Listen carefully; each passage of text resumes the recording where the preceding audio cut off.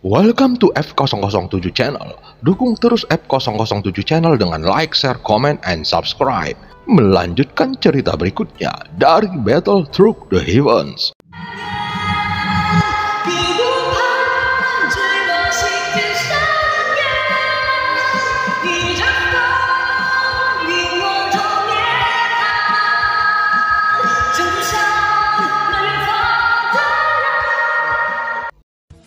Pada part sebelumnya, Xiaoyan dan Ratu memasuki salah satu bintang yang berwarna kuning. Setelah menghabisi semua penguntit yang ternyata hantu roh dari istana surgawi, Xiaoyan tertarik dengan metode domain dewa abadi dan dia mulai mencari tahu ke Ratu. Xiaoyan juga tidak dapat merasakan domain dewa abadi miliknya yang menurut petunjuk Ratu dapat diciptakan oleh ranah keabadian. Kamu dapat mencoba membuat domain dewa abadi dengan meminjam roh dunia di ruang ini.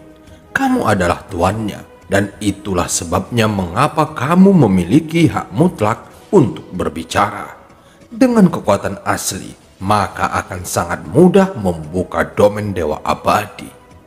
Ratu menatap Xiaoyan dan melanjutkan. Kamu dapat mencobanya sekarang dan rasakan energi dunia di sini. Dan itu akan memandumu. Ratu langsung memberi instruksi dan Xiaoyan segera menjadi bersemangat ketika dia mendengar bahwa dia dapat membuka domain dewa abadi. Sehingga dia dapat memiliki satu kartu truf lagi. Pada saat berikutnya, Xiaoyan segera mengikuti apa yang dikatakan Ratu dan merasakan keberadaan energi dunia yang merupakan keberuntungan Xiaoyan yang tidak terlihat namun dapat dirasakan. Ketika Xiaoyan menutup matanya, Ratu melihatnya dengan sedikit menyipit, tetapi dia sepertinya bisa melihat aura dunia yang dibawa Xiaoyan dengan matanya. Orang ini telah memiliki energi dunia yang begitu agung. Berbicara secara logis, dengan energi dunia semacam ini, seharusnya dia telah mencapai persyaratan untuk menerobos keabadian para dewa. Namun saat ini kekuatannya masih di langkah keempat keabadian kaisar. Ini sungguh aneh. Mungkinkah Suzang melakukan sesuatu untuk menekan ranah yang seharusnya dapat dia terobos dengan cepat?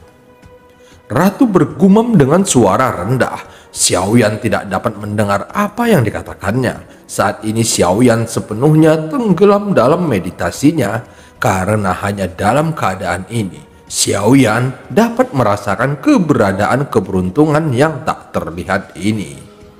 Bayangkan apapun yang ada dalam kenyataan dan semuanya akan baik-baik saja.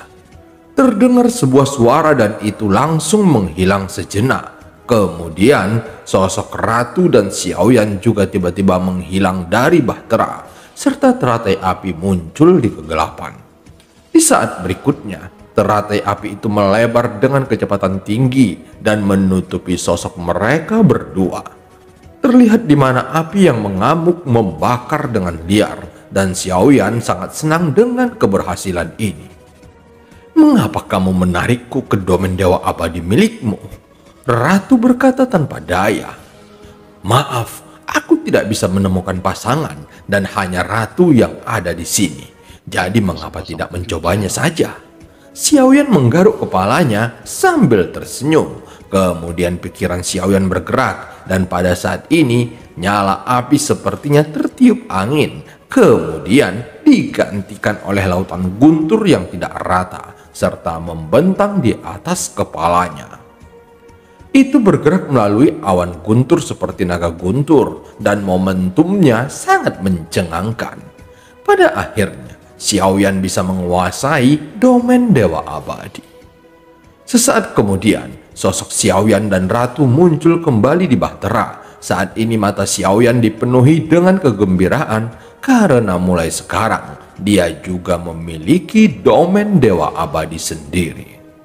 Meskipun kamu telah membuka domain dewa abadi, tetapi jika kamu ingin domain dewa abadi milikmu memiliki kekuatan yang kuat, maka kamu perlu meningkatkan lebih banyak pemahamanmu sehingga kamu dapat menguasai keterampilan domain dewa abadi dengan sangat cepat. Sebenarnya ratu bahkan tidak menyangka Xiaoyan dapat melakukannya dalam waktu sesingkat itu. Dia dapat melakukannya hanya dengan menerima beberapa petunjuk dari ratu. Tentu saja ratu sangat terkejut dengan kejadian ini, dan berdasarkan kekuatan aslinya sendiri, Xiaoyan membuka domain dewa abadi dengan api dan guntur yang berbeda. Xiaoyan baru saja merasakan keistimewaan domain dewa abadi, dan semua energi dapat dikendalikan olehnya sesuka hati, dan tentu saja dia memiliki kekuasaan mutlak di dalamnya. Apakah alam dewa abadi yang kubuat sebelumnya akan benar-benar terus ada dan bisa kumasuki lagi? Xiaoyan bertanya dengan rasa ingin tahu. Tentu saja, alam dewa abadi adalah ruang sekunder milikmu yang dibuat secara alami dan akan ada sepanjang waktu. Ratu mengangguk dan sedikit menjelaskan. Mungkinkah di domain dewa abadi ini aku dapat mengatur beberapa metode serangan terlebih dahulu, misalnya membuat beberapa pembatasan? Xiaoyan terus bertanya, dan jika itu bisa dilakukan, maka tentu saja dia akan memerintahkan Goyan untuk membuat batasan yang dibutuhkannya. Domain dewa abadi adalah hidupmu dan kekuatan pencerahan terkuatmu. Kamu telah membuka kekuatan api dan guntur, dan hanya dua jenis kekuatan ini yang dapat terkandung di dalam ruang itu. Meskipun formasi larangan tidak dapat diatur, namun kekuatan aslimu sendiri memiliki spiritualitas. Mungkin domain dewa abadimu dapat diubah menjadi tanah budidaya. Tanah budidaya? Mendengar ini, Xiaoyan menatap ratu dengan heran. Di domain dewa abadimu seperti alam dewa api, aku merasa bahwa api yang terkandung di dalamnya berasal dari banyak jantung api milikmu, dan kamu dapat mencoba untuk melihat apakah kamu bisa membudidayakan roh api. Jika bisa dilahirkan, maka itu pasti akan sangat kuat. Ratu melanjutkan menjelaskan, dan hal ini membuat Xiaoyan sangat bersemangat walaupun dia masih sedikit bingung. Tentu saja ini hanyalah salah satu arah pengembangannya. Adapun untuk pengembangan domain dewa abadi, kamu dapat berkreativitas, dan karena ruang itu milikmu, maka kamu dapat melakukan semua yang kamu inginkan. Xiaoyan berpikir dalam-dalam setelah mendengar apa yang dikatakan ratu, dan secara bertahap memahami arti dari domain dewa abadi. Ruang ini miliknya, dan dia adalah pencipta ruang ini. Tetapi saat ini suhu ruang ini hanya dapat digunakan untuk pertempuran, dan tidak dapat membiarkan makhluk lain tinggal di dalamnya. Setelah berbicara, Xiaoyan berdiri dan berjalan menuju ke ruangan di bahtera. Apakah kamu ingin berkultivasi? Tanya ratu dengan heran. Iya, Xiaoyan menjawabnya dengan singkat dan mengangguk. Kamu ingin meninggalkanku sendirian di sini? Bagaimana kamu bisa melakukan ini? Ayo kita mengobrol lagi. Aku tahu banyak tentang domain dewa abadi. Kamu jangan berkultivasi dan jangan biarkan selir ini kesepian di sini. Ratu melihat kepergian Xiaoyan dan dia mengabaikannya, tetapi di bawah desakan ratu, tiba-tiba sesosok terpisah dari bayangan Xiaoyan, dan 4 tanda bintang melintas di antara kedua alisnya. Avatar, bukankah kamu terlalu asal-asalan? Ratu berkata dengan marah. Walaupun jiwa avatar itu sama dengan tubuh utama, ratu juga menyadari bahwa saat ini waktu sangat penting bagi Xiaoyan untuk meningkatkan kekuatannya. Avatarnya juga sama dengan kehadirannya. Ratu terus berbicara dan harus menerima kenyataan ini. Aku avatar dewa asli. Avatar Xiaoyan berbicara perlahan. Meskipun jiwanya milik Xiaoyan, namun jelas bahwa itu terlihat masih berbeda. Awalnya ratu tidak terbiasa, dan ketika ratu melihat avatar dewa asli, matanya menatap dengan aneh. Tanda bintang seperti itu. Mungkinkah avatarmu berasal dari klan dewa asli dari dunia tanpa batas? Ratu mengangkat alisnya dan berkata. Avatar Xiaoyan mengangguk. Dewa asli adalah ras terkuat di dunia tanpa batas. untuk mendapatkan avatar ini. Tentu saja sangat sulit, dan Xiaoyan mendapatkan avatar ini dengan bantuan Yang Mulia dan Shizun. Yang Mulia telah membuat banyak pengaturan untuk Xiaoyan, dan salah satu faktanya adalah dengan mendapatkan avatar dari dewa asli. Ini juga merupakan titik paling menakutkan dari rencana Yang Mulia. Avatar dewa asli ini adalah titik balik besar bagi Xiaoyan. Pada saat itu kekuatannya masih cukup lemah, dan kekuatan avatar dewa asli terlalu banyak melampaui Xiaoyan, dan dengan begitu akan membuatnya terpacu untuk mempercepat pertumbuhan kekuatannya. Peran Xiaoyan sangat penting di Senshi, bahkan sekarang peran avatar dewa asli juga masih menonjol, dan terlebih lagi setelah menemukan arah budidaya avatar dewa asli dan Xiaoyan sama. Tentu saja ini mungkin tidak diatur oleh dewa, tetapi pemahaman Xiaoyan sendiri. Secara keseluruhan, avatar dewa asli sangat membantu Xiaoyan, dan sejauh ini yang paling penting adalah pola pengaturan untuk Xiaoyan oleh Yang Mulia. Selama percakapan antara keduanya, bahtera itu sedikit bergetar dan cahaya di sekitarnya menghilang. Terlihat pemandangan di sekitarnya tidak lagi dipenuhi pasir kuning, tetapi pemandangan yang sunyi. Sekilas keseluruhan bintang berwarna abu-abu dan putih tanpa napas kehidupan, dan kemudian bahtera perlahan naik melambat.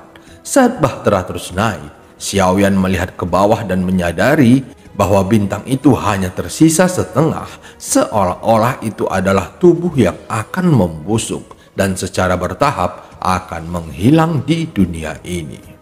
Sebelumnya bintang itu masih utuh. Aku tidak pernah berharap Taisu membuat bintang itu menjadi seperti limbah. Sekarang kita telah memasuki kehampaan Laut Barat, tetapi kita berada di bagian paling selatan, dan kita masih harus melewati susunan formasi. Jika tidak, maka akan memakan waktu ratusan tahun untuk sampai ke ujung utara.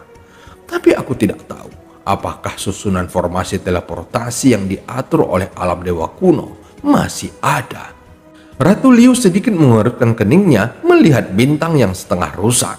Dia jelas menjadi sangat tidak senang dengan pemandangan ini. Kehampaan di Laut Barat dulunya merupakan lokasi kota 1000 bintang, namun itu sekarang sudah bobrok. Kota 1000 bintang yang dulunya makmur, kini mengambang di lautan kehampaan penuh dengan bau kematian. Penampilan bintang ini tidak sama dengan sebelum dieksploitasi Taisu, dan ukuran teksturnya telah mencapai tingkat yang tidak dapat dipercaya. Sebelumnya bintang ini sangat besar, sehingga melampaui ukuran bintang tingkat tinggi manapun. Jika diperhatikan dengan cermat, maka dapat ditemukan bahwa di bintang itu terdapat tanda angka dari Taisu, dan di seluruh kehampaan ini terdapat angka di setiap bintang yang telah dijarah Taisu, dan jumlahnya cukup mencengangkan. Setelah menjarah sumber daya Senshi, maka kekuatan Taisu telah berkembang ke tingkat yang luar biasa. Dalam teknologi stick yang dikembangkan Taisu, tentu saja mereka membutuhkan sumber daya yang sangat besar. Jika Ratu bisa memasuki bagian dalam ruang persegi raksasa Taisu yang membuat semua bintang terlihat kecil, maka pemandangan ini mungkin akan mengejutkan hati semua orang. Daripada mengatakan bahwa itu adalah persegi raksasa, itu lebih tepatnya dikatakan sebagai tempat penetasan Taisu yang sangat besar. Jumlah prajurit Taisu sebenarnya sangat terbatas, maka jika Taisu ingin menyerang dunia yang kuat seperti Senshi, mereka membutuhkan sumber daya yang sangat besar untuk membuat pasukan seperti boneka tanpa jiwa, namun memiliki keinginan para tokoh Taisu. Tentu saja, prajurit Taisu ini berbeda dengan boneka yang diciptakan dari mayat. Meski tidak memiliki jiwa, namun itu memiliki pikiran dan kemauan yang relatif matang. Mereka bisa menjadi pejuang sejati meskipun mereka tidak memiliki kekuatan jiwa, dan di bawah sumber daya yang dipaksakan, mereka masih dapat memiliki napas pertempuran yang abadi. Tentu saja, pada dasarnya mereka tidak benar-benar memiliki kekuatan abadi untuk bertarung. Hanya saja tubuh mereka didesain dapat menopang armor dewa palsu.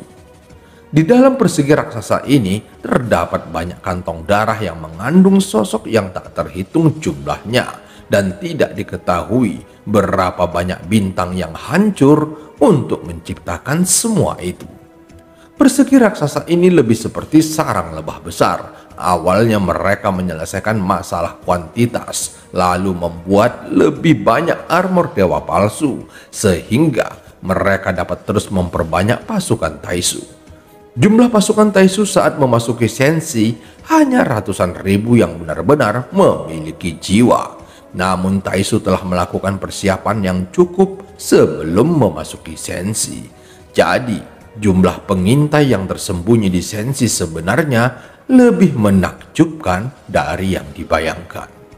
Sebenarnya Ratu pun telah mengambil langkah pertama, namun itu sama sekali tidak dapat menghentikan Taisu, sehingga Taisu dapat menyerap sumber daya di kehampaan Laut Barat dengan kecepatan yang sangat cepat dan dengan gila-gilaan. Taisu juga harus memperkuat kekuatannya sendiri, karena mereka juga harus mendapatkan pijakan yang kuat di Senshi untuk saat ini.